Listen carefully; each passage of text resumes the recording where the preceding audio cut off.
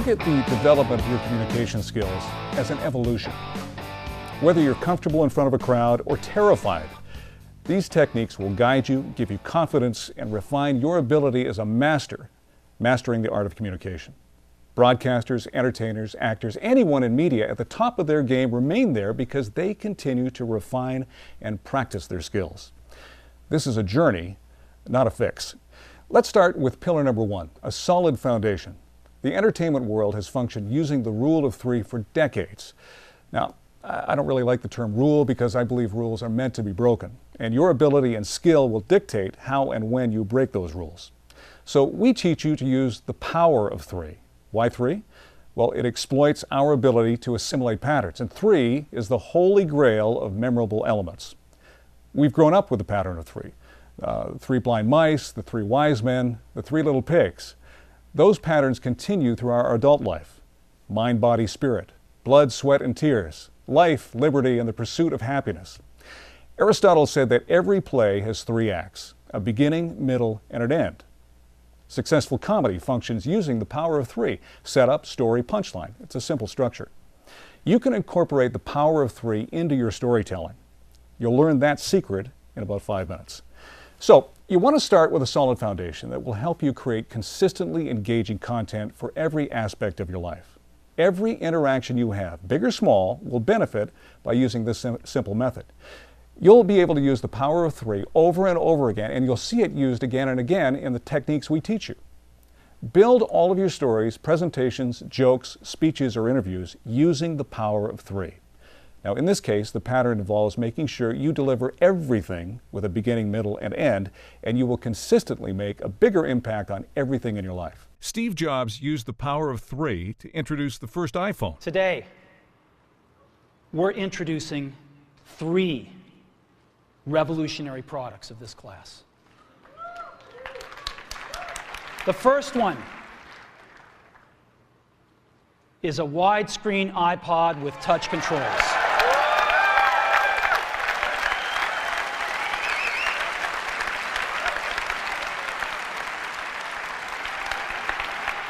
The second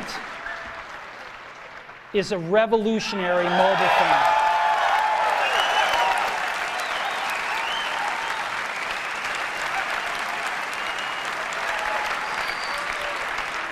And the third is a breakthrough internet communications device. So, three things: a widescreen iPod with touch controls, a revolutionary mobile phone, and a breakthrough internet communications device. An iPod, a phone, and an internet communicator. An iPod, a phone. Are you getting it? These are not three separate devices. This is one device.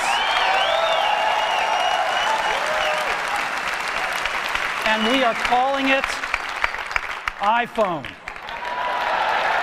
Today, Apple is going to reinvent the phone. And here it is. And he even uses self-deprecating humor at the end, a technique we call "what else" that we'll share with you in a moment. But as I promised. So what is this research that terrifies broadcasters and the entertainment world and you can use to better connect with your audience? Well, radio and television is rated every minute of every hour of every day. That research tells the entertainment industry that if they don't connect with their audience within the first 10 seconds, they'll lose them. 10 seconds. How do you use that information? Well, the same way we teach successful broadcasters to use it.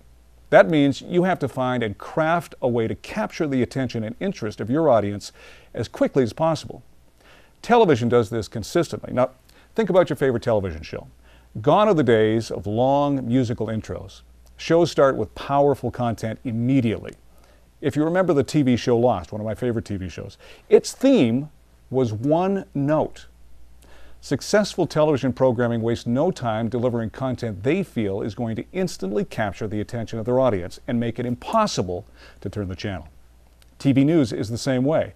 They start their content with teases and headlines designed to create a mystery and inspire you to keep watching. Techniques you can use every day in every situation to make a bigger impression on your audience, whether it's 1 or 1,000. Now, this is true not only in verbal conversation, it also applies to all of your social media platforms. Blogging, posting on Facebook, LinkedIn, Pinterest, YouTube, you name it. Now, think about how you react when you see a statement or question that piques your interest. What's your reaction? You want to stick around to discover the answer or resolution. How do you do this consistently with your content? By applying pillar number 2 to your skill set, prep and planning. Now, use the power of 3 to develop an uncomplicated, consistent structure for planning and executing your content.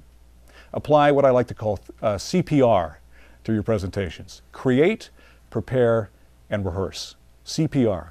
Create the scenario, prepare how the content will be delivered, and rehearse the execution. Steve Jobs practiced for weeks before an Apple launched. You have to apply the same discipline. And ask yourself these 3 questions to ensure that your message will not only be as concise as possible, it will also deliver the point you need your audience to embrace. Number 1, what's the payoff? What's your intention? Call to action? Asking for the sale? Informative? Educational? Inspirational? Motivational? Humor? Conflict? Emotional of some kind? What will the audience benefit? How do you want the audience to feel? What's the close? Question number 2, what's the setup? How are you going to set up the speech, lesson, seminar, or media opportunity in a way that engages the audience within 10 seconds? And number 3, and this is a little magic that I use with all my clients, ask what else? What else can you do to add more impact and add more layers to your speech, presentation, or show? What surprise element can you add? Now, in this viral video for the television network TNT, in the prep and planning, the creative team asked, what else can we do to deepen the intrigue, to surprise the audience, to keep them engaged? Everything from the music to the unusual is part of this formula.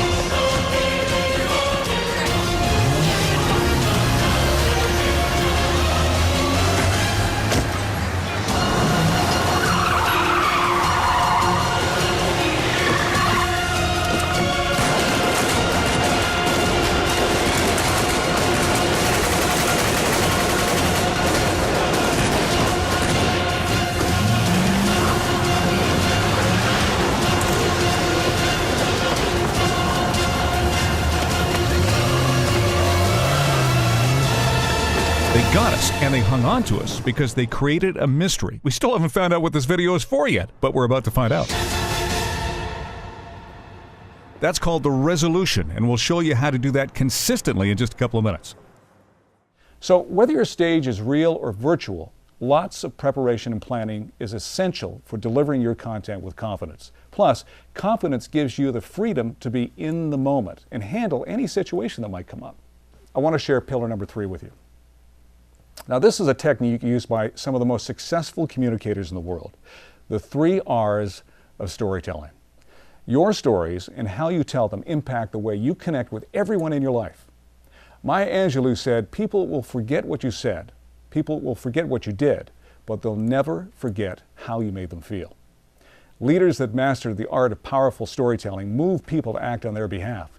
Meetings are nothing more than extended conversations. Conversations are the vehicle to deliver services. Conversations coordinate activities. 100% of leadership happens through conversations that pull people into the game. Every great story has these 3 elements, the power of 3, and yours should too. So the 3 R's of storytelling are are number 1, reason. In the story's opening setup, hook your audience with something intriguing to get their attention. The hook might be an unexpected challenge, dilemma, scenario, question, or problem that you will answer or resolve by the end of the story. Answer the question, what's at stake in my story, will give your story's reason. The second R is the reveal.